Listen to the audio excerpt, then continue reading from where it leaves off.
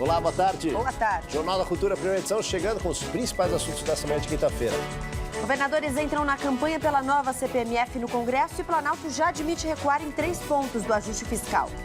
Vacinação contra HPV pretende imunizar meninas de 9 a 13 anos, mas muita gente ainda resiste.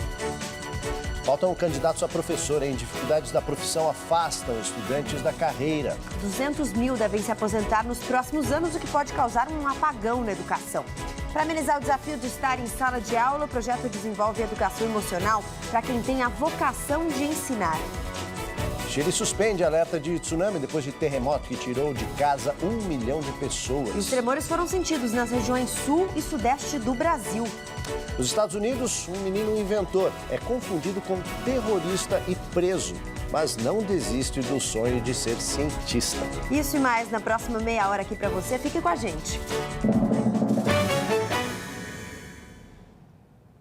A gente começa com a difícil arte de ensinar, né? Olha, a educação emocional ajuda os professores de 17 escolas públicas aqui do estado de São Paulo. É o programa Cuca Legal. Ao ensinar os docentes a conhecer as próprias emoções, eles conseguem lidar melhor com os sentimentos dos alunos. E isso impulsiona o aprendizado. 32 anos de sala de aula e Sandra ainda se emociona com o beabá da profissão. Eu acho que ser professor é muito gratificante.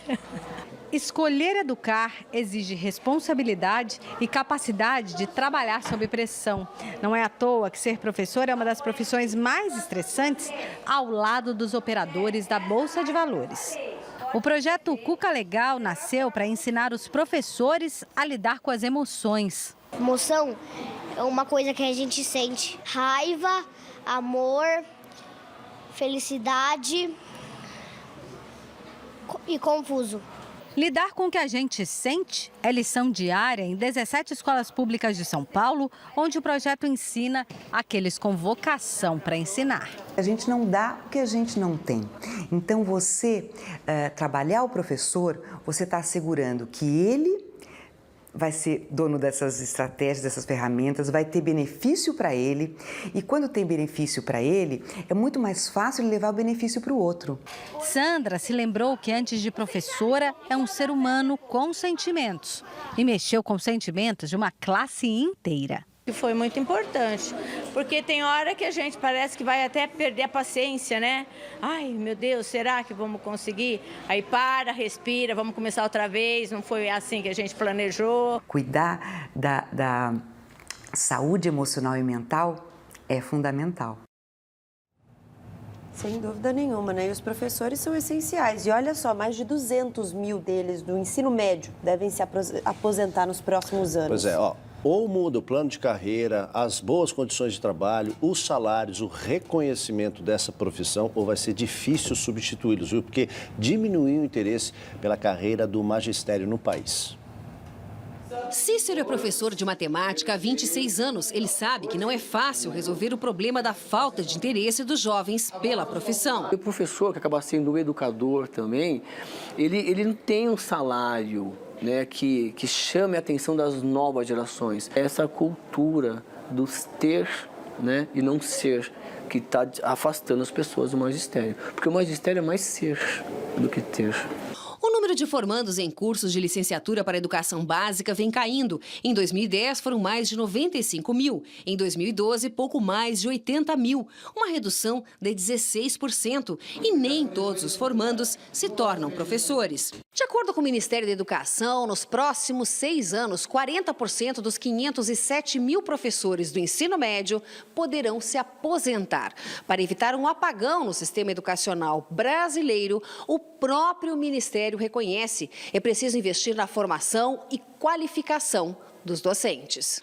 Hoje já faltam professores de matemática, geografia, física e química. Seu Manuel sabe, o futuro dos filhos, Bruno e Manuela, depende de bons educadores. Tanto para ele como para minha filha menor, né, que tem 4 anos, futuramente não ter professor, preocupa qualquer pai, né? Embora todos os profissionais ligados à educação escolar sejam importantes, seguramente os professores são os principais importantes.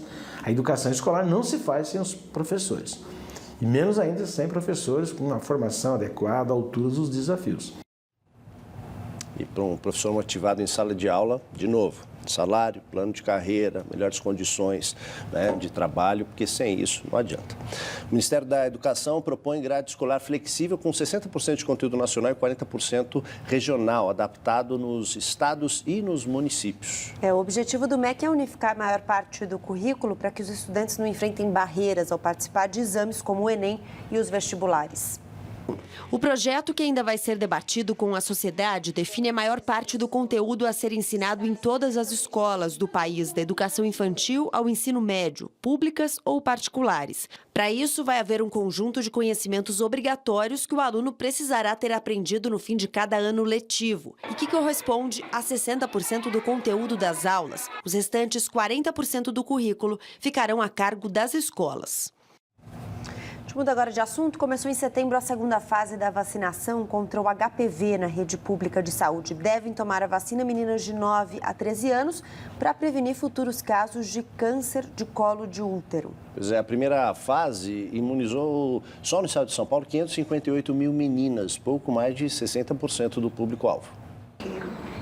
Fernanda contraiu HPV na juventude e quer proteger os filhos. Sofia já tomou as 3 doses da vacina. Eu fui buscar informação com o pediatra, com o ginecologista, e eles orientaram que a vacina é um ótimo instrumento para prevenir, sim, tanto a DST quanto o que pode levar a doença ao câncer de útero. O HPV é a doença sexualmente transmissível mais comum no mundo. De cada 100 pessoas sexualmente ativas, 75 adquirem HPV ao longo da vida. Se não tratada, pode evoluir para doenças graves em homens e mulheres. Desde o ano passado, o SUS oferece a vacina quadrivalente, que protege contra 4 subtipos do vírus HPV. O público-alvo são meninas de 9 a 13 anos em 3 doses. A imunologista explica que a eficácia da prevenção é maior quando a vacina é tomada antes do início da vida sexual e descarta o risco de efeitos colaterais. É uma vacina segura, já aprovada em mais de 60 países do mundo. O HPV também atinge os homens, mas a vacina da rede pública não é para eles. A vacina que o Ministério da Saúde adquiriu é uma vacina quadrivalente, que protege contra o câncer de colo do útero, mas temos também na vacina os tipos 6 e 11, relacionados a 90% das verrugas genitais.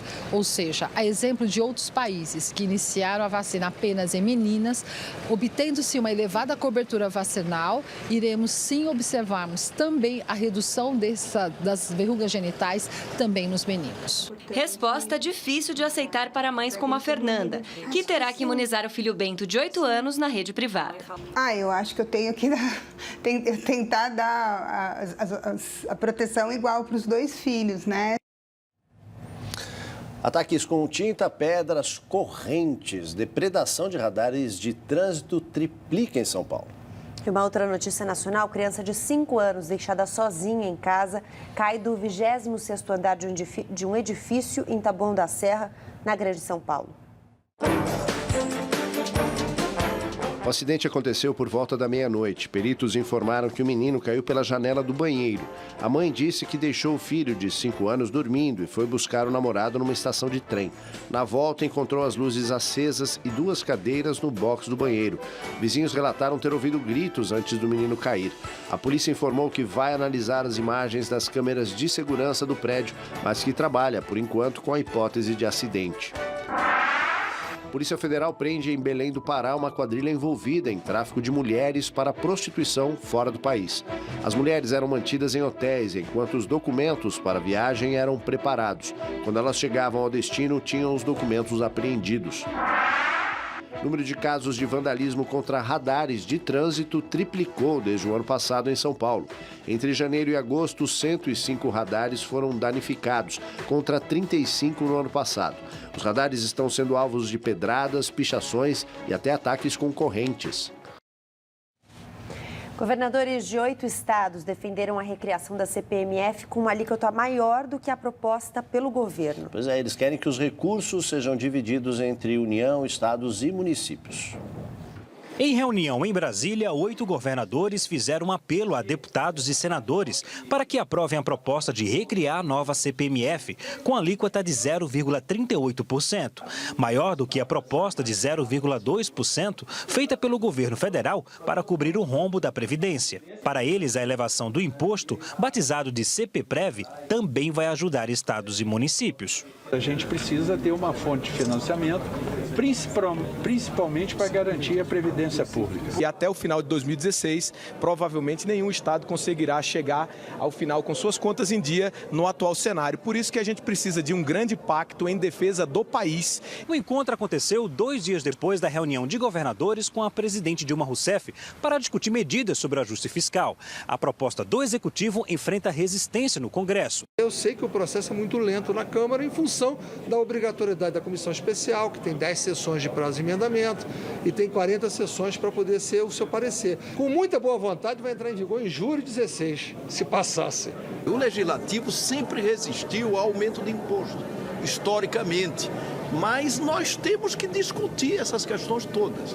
Não há como sonegar um debate, seja qual for. Mais cedo, um grupo de parlamentares, a maioria da oposição, lançou o movimento contra a CPPREV. O movimento é barrar qualquer tentativa do governo de aumento da carga tributária. A solução mais fácil para quem está no governo é aumentar sempre impostos. E a sociedade, trabalhadores, empresários não aguentam mais. Para não perder o apoio de setores ligados a movimentos sociais, integrantes da cúpula do PT no Congresso defendem a criação de uma faixa de isenção e livrar alguns setores do pagamento do imposto. Um modelo similar à isenção adotada no imposto de renda da pessoa física. Quem ganha mais, paga mais. Quem ganha menos, paga menos. Ou quem não opera no sistema bancário não paga nada. É um debate que estamos construindo ainda para acima de 5 mil ser cobrada a CPMF. E olha aí, pressionado de todos os lados, o governo já negocia voltar atrás em pelo menos 3 medidas do pacote de corte de despesas. Para atender aos interesses do Congresso e de entidades empresariais, haveria recuso na suspensão do reajuste do funcionalismo, no direcionamento das emendas parlamentares para outras finalidades e na diminuição de recursos do Sistema S, como Sebrae, Sesc e Senai. A gente muda de assunto, vai para um assunto mais leve. Uma dica para quem gosta de flores. O Parque da Cantareira, em São Paulo, tem uma das maiores florestas urbanas do mundo e tem mais espécies de orquídeas do que o estado inteiro. É preciso chegar bem perto para enxergar a minúscula flor em meio à mata. Uma das poucas espécies que avistamos floridas durante o inverno. Não importa a época do ano, as orquídeas sempre despertaram o interesse de Luciano Zandoná.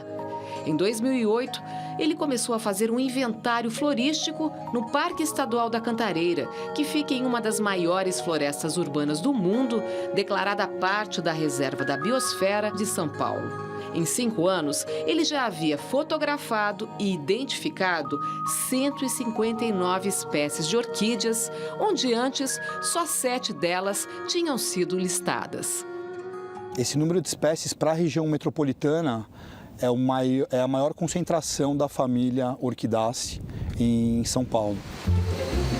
Luciano Zandoná se embrenhou pela mata fechada em trechos de difícil acesso. A cada trilha feita, mais orquídeas ele encontrava. Algumas, inclusive, bem raras. Nós tínhamos 10 espécies em listas vermelhas, 5 ou 6 como presumivelmente extintas, ou seja, há 50 anos elas não eram encontradas em local algum. Vale lembrar que a coleta de plantas é crime e se eu quero cultivar orquídeas, existem muitos orquidários comerciais honestos que produzem as mudas de semente.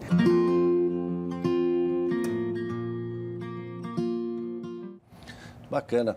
Olha, a produção de cultura na periferia. Esse é o nosso assunto da entrevista da semana. A gente foi conversar com o criador dos saraus da Cooperifa, que desde 2001 espalha poesia pela periferia de São Paulo. De lá para cá, a ideia dos saraus se espalhou, só que em São Paulo são mais de 100 e as periferias vivem um momento de efervescência criativa com coletivos que ajudam a fortalecer a identidade dessas regiões. Ela conta tudo o que aconteceu para mim. A nossa conversa hoje é com o poeta Sérgio Vaz, agitador cultural. Porque eu acho que o mais importante da literatura não é o cara escrever, ele lê. Qual é o potencial da periferia em termos de produção cultural? O potencial, ele sempre foi grande. O diferencial dessa vez é que nós estamos produzindo e consumindo cultura. Eu acho isso que está potencializando a cultura, essa efervescência que está acontecendo nesse momento na periferia de São Paulo. Elas querem comer aquilo que se parece, consumir aquilo que se parece com ela. Por exemplo, essa literatura periférica que a gente faz, se parece com as pessoas com quem a gente vive, convive. Porque a gente está falando de histórias de pessoas do nosso bairro, da nossa rua. São histórias que a gente conhece. A inspiração vem do campo de futebol, não é? Vem do samba na laje, vem da feijoada, vem de coisas que a gente está acostumado, do pipa, da bolinha de gude, da nossa identidade. Então isso está sendo natural porque está vindo de dentro, da nossa história. Não está sendo empurrado goela abaixo, como sempre foi. Então isso está dando identidade, autoestima para as pessoas. Eu acho que a cultura tem o poder de levar cidadania às pessoas. Eu acho que esse empoderamento da cultura está levando cidadania às pessoas. Na Cooperifa, por exemplo, as pessoas estão descolando cidadania através da literatura. Em outros lugares, através do cinema, do teatro. Eu acho que esse poder eu sou possível. A gente está fazendo aqui. Se vazar, ótimo, mas por enquanto está pensando na nossa rua, no nosso bairro, primeiro. E tem vazado? Tem vazado. A gente tem ido em alguns lugares falar sobre o que a gente está fazendo, mostrar alguns trabalhos. Quando a gente muda a rua, a gente acaba mudando o bairro. Quando a gente muda o bairro, muda a cidade. Quando a gente muda a cidade, muda o país. E esse país só muda com cidadania. Não adianta só educação. É educação e cultura e cidadania. Eu acho que é um complemento, né? Quando a gente pensa em políticas públicas, o que você acha que falta fazer? Falta espaços culturais para que a gente possa dar vazão a tudo isso. Ainda faltam os lugares para se apresentar. Então o jovem faz uma peça de teatro e não tem muitos espaços para ele apresentar, muitos espaços para lançar um livro. Tanto é que a Cooperifa optou por ocupar as escolas, os céus, os espaços públicos, as praças, os bares, né? Eu acho que é para isso que a gente paga nossos impostos, para ter cultura, né? Para ter de volta aquilo que a gente paga. E é uma função do Estado, né? Nutrir cultura na comunidade, no país, tanto no centro, como na classe média, como na periferia. Eu acho que é um dever do Estado e é um direito da gente. Como ele tem cumprido esse dever? Devagar. A gente tem muita cobrança. Mas timidamente começam a acenar, isso é importante. Né? Algumas pessoas já andam fazendo reunião, conversando com os coletivos, timidamente. Mas a gente está chegando lá.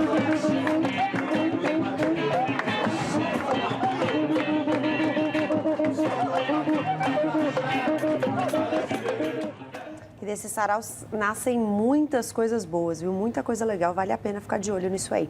A seguir, Chile retira alerta de tsunami depois de terremoto que tirou 1 milhão de pessoas de casa. E mais, menino inventor é confundido com terrorista nos Estados Unidos, mas não desiste do sonho de ser cientista. A gente volta já.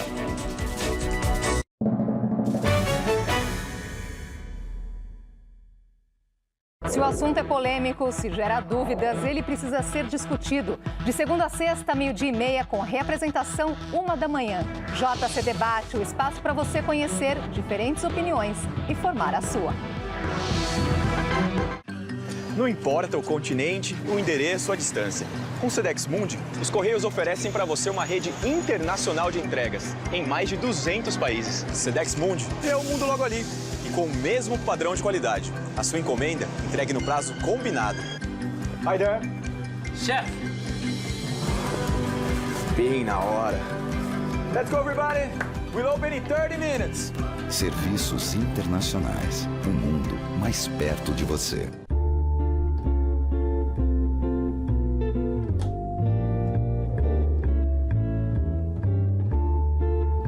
Este é Don Draper, o melhor diretor criativo de Nova York.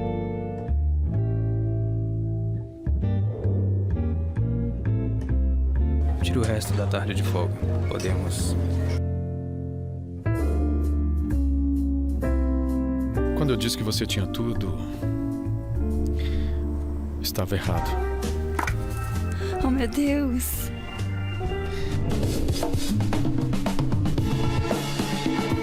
Nós daremos ao povo o que ele quer.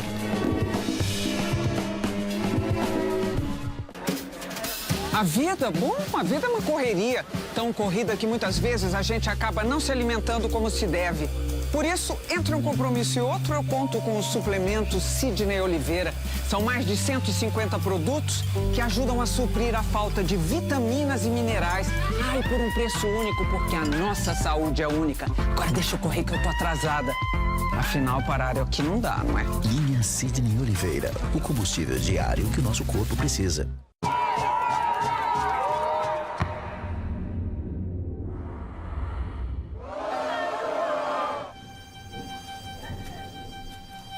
Algumas coisas funcionam melhor quando tem a participação de todos. A democracia também é assim. Por isso, é importante que você continue fazendo parte das decisões do nosso país. Justiça Eleitoral, a justiça da democracia. Desmobilização, desarmamento e reintegração. Palavras que definem esta jovem como uma das mestres em sua profissão. Se não houver paz na alma das pessoas, não haverá paz. Quinta, 11h30 da noite.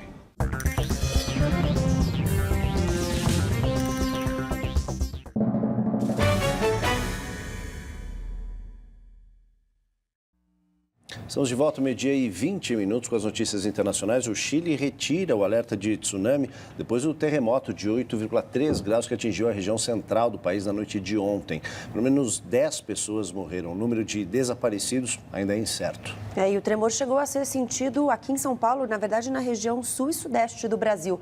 Na região da Avenida Paulista, prédios chegaram a ser evacuados. O epicentro do terremoto foi no Oceano Pacífico, a cerca de 40 quilômetros da costa. E hoje de manhã houve um novo tremor de 5,3 graus, mas sem o potencial para alerta máximo. 1 milhão de pessoas foram evacuadas das regiões costeiras. A cidade de Coquimbo foi invadida por ondas de 4,5 metros de altura. Em outras cidades, mesmo com ondas menores, a água destruiu casas e comércios. O porto da região sofreu danos severos, está inoperante. Equipes ainda procuram possíveis vítimas sob os escombros e orientam os moradores sobre as réplicas dos tremores. A presidente Michelle Bachelet visita hoje a região mais afetada pelo terremoto, que fica a 240 quilômetros da capital, Santiago.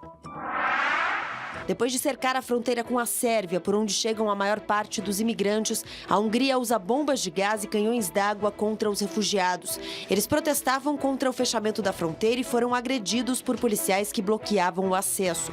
Por conta da violência, centenas de pessoas ficaram feridas e crianças foram separadas de seus pais. Durante a noite, cerca de 1.300 refugiados seguiram para uma rota alternativa na Croácia para tentar chegar à Alemanha. Alguns foram a pé, outros tiveram que disputar espaço em ônibus lotados. Chega a Madrid, na Espanha, o refugiado Abdul Mohsen com 2 filhos. Eles ganharam os olhares do mundo quando estavam tentando cruzar a fronteira húngara e foram chutados pela cinegrafista de uma TV local. Mohsen fugiu da Síria depois de ser preso e torturado pelo regime de Bashar al-Assad e depois de solto, perseguido pelo Estado Islâmico. Ele era um respeitado técnico de futebol no país e foi convidado por uma escola de técnicos espanhola para trabalhar. Ele disse estar feliz, mas preocupado com a esposa e outros 2 filhos que estão na Turquia. Dessa, né? Passa por tudo isso, tem que ficar preocupado com a esposa. Ainda bem que, pelo menos do lado dele, tem esse final feliz. Olha, pensa aqui comigo. Criatividade, né? Principalmente na criançada, precisa ser premiada, incentivada, né?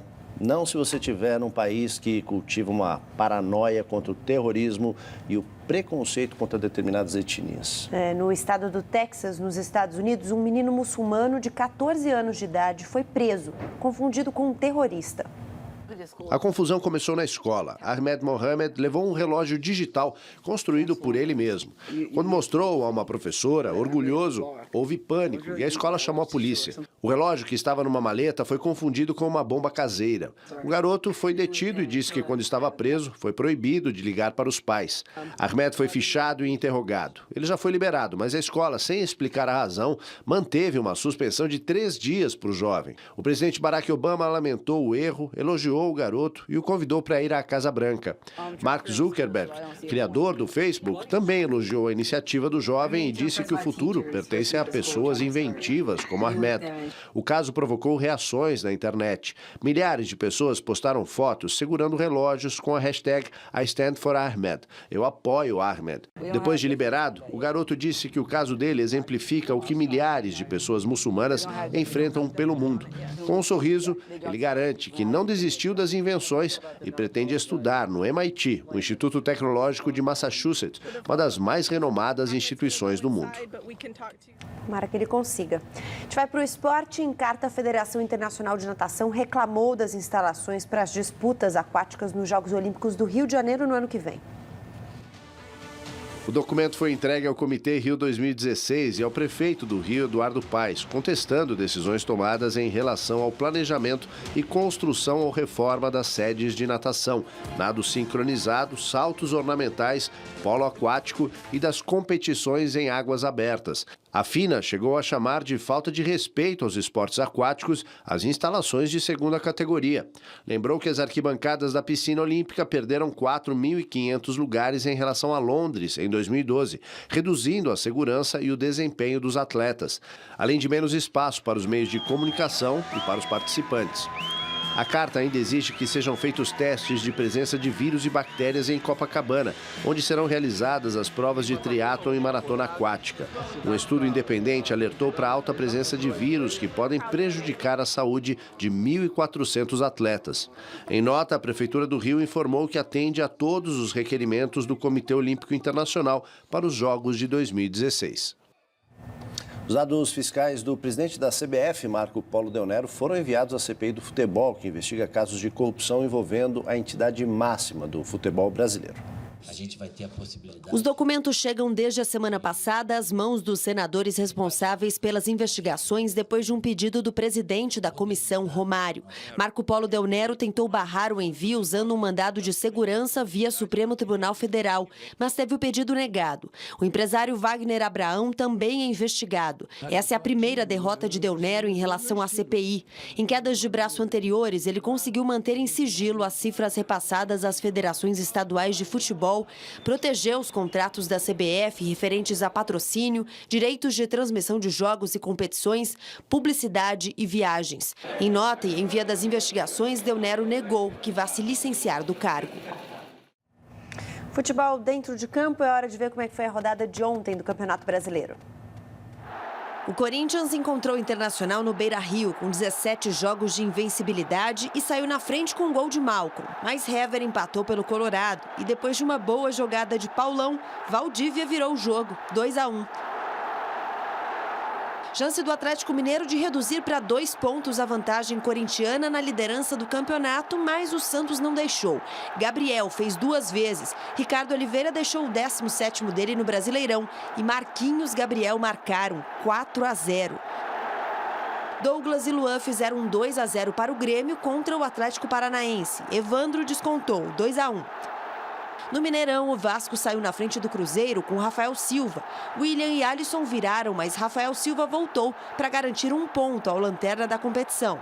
No clássico catarinense, deu Avaí contra o Figueirense, 1-0 com Renan Oliveira. E no Maracanã, Jean marcou e Fred perdeu um pênalti para o Fluminense contra o Palmeiras. No segundo tempo, os paulistas viraram com Barrios 3 vezes e Gabriel Jesus, 4-1. Isso aí, Jornal da Cultura, primeira edição, fica por aqui com a Gabriela Maier, feliz da vida com esse 4-1. Quer saber mais sobre o Brasil e o mundo? tvcultura.com.br/jornalismo. Uma ótima tarde para você. Agora tem JC Debate, que hoje fala sobre hipnose, que vem sendo aplicada para tratar problemas de saúde e já é reconhecida pelo Conselho Federal de Medicina. Boa tarde para você, até amanhã, ao meio-dia. Tchau.